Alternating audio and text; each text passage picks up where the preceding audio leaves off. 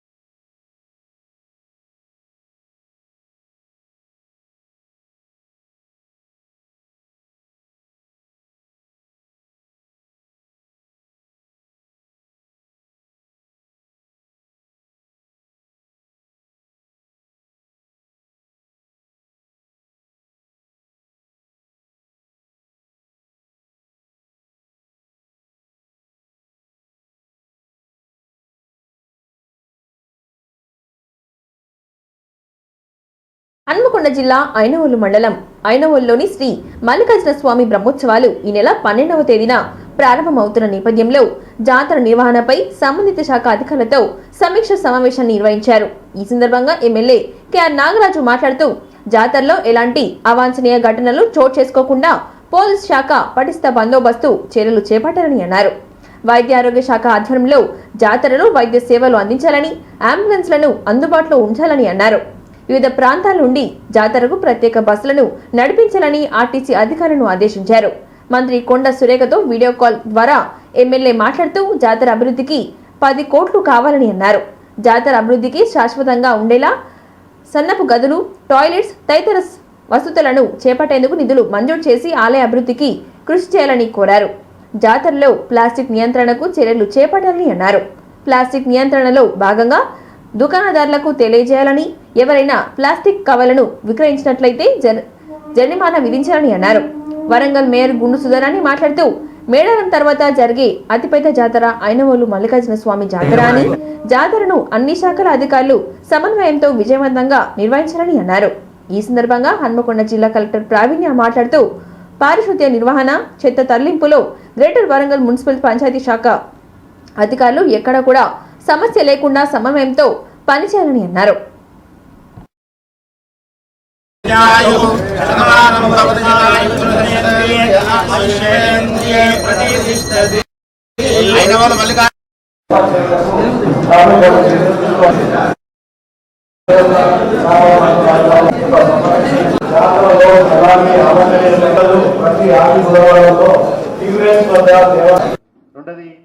ఇప్పుడు బండ్లు అనేది ఆ రోజు 14th నాడు చాలా బ్రహ్మాండంగా ఉంటుంది. దాదాపు 8:30 స్టార్ట్ అయ్యి మార్నింగ్ 4:30 వరకు కూడా ఈ ఏర్పాట్లు ఉంటాయి. నేను ముఖ్యంగా half of the responsibility on the police only. So పోలీసులకు నేను ఐఎమ్ అపీలింగ్ దట్ ఎక్కడ కూడా భక్తులతో కూడా మాట్లాడే విధంగా సిబ్బందిని కూడా అందరికీ బ్రీఫింగ్ ఇవ్వండి. మళ్ళీ డ్యూటీ దిగిపోయేటప్పుడు డీబ్రీఫింగ్ తీసుకోండి. లాస్ట్ టైం ఏం ఛాలెంజెస్ వచ్చినాయి ఐడియా ఉన్నదా? ఏమన్నా బ్రీఫింగ్ ఉన్నదా? లాస్ట్ టైం ఛాలెంజెస్ ఏముండే పోలీస్ తరఫు నుండి ఏమన్నా తీసుకున్నారా? పోయినాడు ఎంతో పెద్ద ఎత్తున మేడారం జాతర తర్వాత ఇక్కడ ఐలోన్ జాతర అన్నది సంక్రాంతి సందర్భంగా మనం పెద్ద ఎత్తున జరుపుకోవడం జరుగుతుంది. భక్తులందరూ కూడా చాలా వరకు ముందు నుంచే వచ్చి ఈ జాతర కూడా ఇక్కడ దేవుణ్ణి దర్శించుకున్నా కానీ బయట ఇంతకుముందు మన డీసీపీ గారు చెప్పినట్టు జాతర చాలా పెద్ద ఎత్తున అక్కడ అరేంజ్మెంట్స్ చేసుకోవడం అవన్నీ ఉంటుంది. కాబట్టి అన్ని శాఖలు వారి వారి విధులను గత అనుభవాలతోటి మనం నిర్వహించుకుంటే చాలా బాగుంటుంది. స్టాఫ్ పంపిస్తాము, టీం కూడా ఫామ్ చేస్తాము, 3 hour shift wise duty allot చేస్తాము. దీంతో పాటు ఇంకా ఈ ట్రాక్టర్స్, స్వచ్ఛ ఆటోస్ అన్ని పంపిస్తాము. ఇంకా మేయర్ మేడం చెప్పినట్లు ఏమైనా అంటే గ్యాప్ ఉంటే అవి కూడా ఫుల్ఫిల్ చేస్తాము. కూడా నుంచి last time already work execute అయినాయి. ఇంకా ఏమైనా న్యూ రిక్వైర్మెంట్ ఉంటే అంటే చైర్మన్ సార్తో డిస్కస్ చేసి అవి కూడా అది పూర్తి చేయడానికి ట్రై చేస్తాము. ఎక్కడెక్కడ మీకు ట్యాంక్స్ కావాలో దానికి చుట్టూ వాటర్ ట్యాంక్స్ పెడితే పర్మనెంట్గా ఒక 10 చోట్ల అది కూడా బడ్జెట్ చేయండి. దానికి చేంజింగ్ రూమ్స్కి, టాయిలెట్స్కి, డార్మెటరీ కంప్లీట్ చేసి ఇస్తాము. దాన్ని మీరు లీజ్కి ఇచ్చి వచ్చిన పైసలు మళ్ళీ దీంట్లో వాడుకోవచ్చు కదా.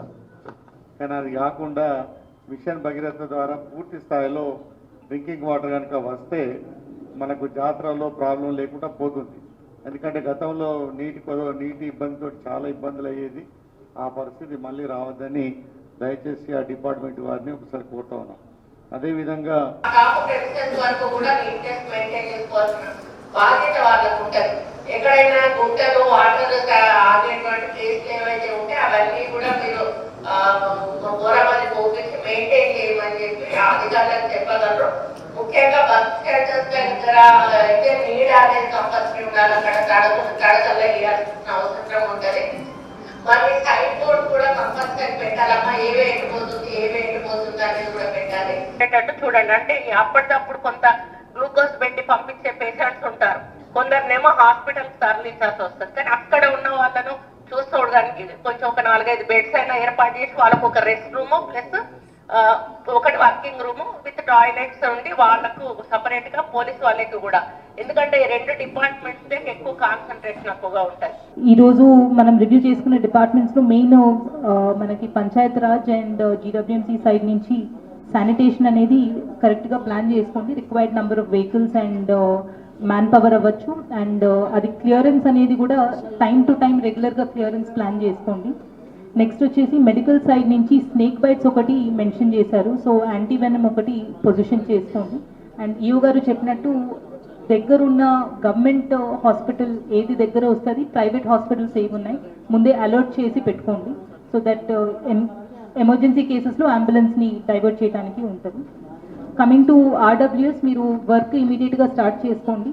And mobile toilets and temporary toilets ఏవైతే ఏర్పాటు చేస్తున్నారో అవి కొంచెం ఫిట్టింగ్స్ అవ్వచ్చు, డోర్స్ అవ్వచ్చు, అవి కరెక్ట్గా చెక్ చేసుకోండి. అండ్ క్యూ లైన్స్లో వాటర్ సప్లై అనేది కూడా ఇంకొకసారి వెరిఫై చేసుకోండి. కూడా దీనిపైన నెగ్లిజెన్సీ చూపెట్టకండి, రెస్పాన్సిబిలిటీ తీసుకోండి.